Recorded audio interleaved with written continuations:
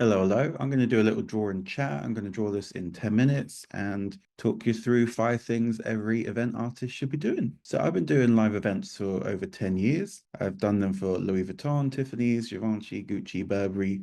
So here's a little list of things every live event artist should be doing. Number one is giving context. So just posting up scan drawings you did, even if they're in 10 minutes, it's not enough. You got to be posting photos of your drawings with the sitter in the shot. You know, people holding the work. People want to see your work compared to the person that you drew. It's not enough to just show photos of your drawings. People want to see who it was based on, so they have an idea of what their guest will end up looking like. Also, the more you can sell like a mood or a vibe of people being happy, smiling, receiving your portrait, it's like a general happy, laughing, all of that stuff, then people will want to buy into that and book you for their event. So yeah, just happy, happy, happy. So number two is share yourself. So when you're booked to do a live event, it's as much for entertainment as it is about the drawing and the outcome. Well, especially if you're working for brands, you'll be representing them to probably their top clients. So people want to see you. They want to know the person that they're booking. What are they like? What do they look like? Also, for weddings and parties, if someone's hiring you for their big day or even one of the biggest days of their life, they want to see, are you smiley, you funny, you personable, or you're a miserable shit that's going to sit in the corner, wallow and be the sad, tortured artist and bring the vibe down. So share yourself. People want to know who they're hiring, so don't be a stranger. Number three is pitching. So a lot of artists don't do this. They either don't know that they can, or they're scared to do it, or whatever it might be. But you do not have to wait for the work to come to you. Like posting on Instagram is great, but there's a lot of event work out there. Like if people aren't finding you, go find them. Pitch to brands, pitch to event planners, pitch to event locations, promote yourself, introduce yourself. Still post on Instagram and stuff like that. But if you're fed up of posting on Instagram every single day and not getting inquiries, then try something different. Number four is having your own art style. So there's been a huge influx of live event illustrators lately. A lot of people are getting into it.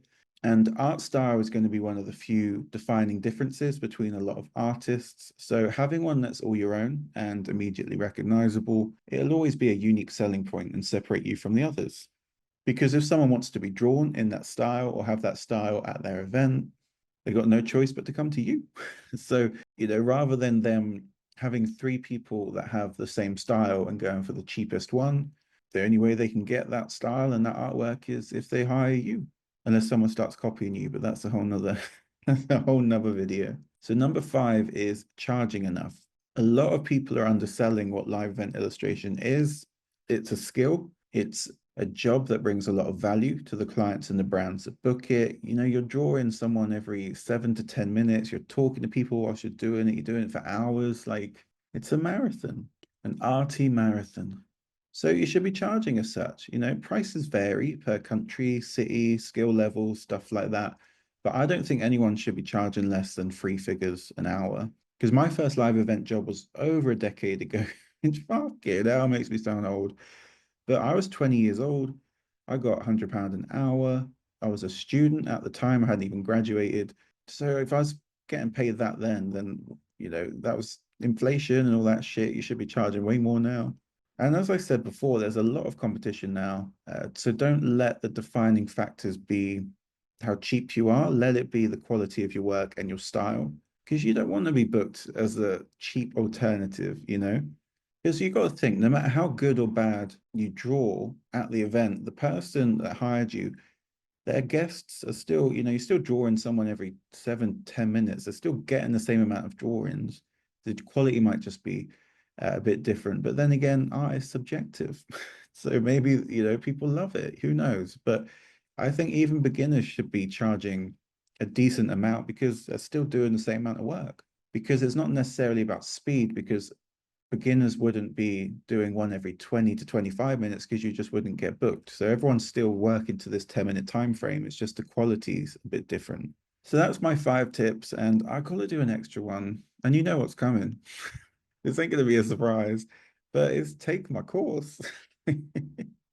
I'm a businessman. So it's a bonus one at least, you know. But my live event fashion illustration masterclass, which is a fucking mouthful, has reopened. There's a couple of days left of the initial pre-sale before general sale opens on Friday.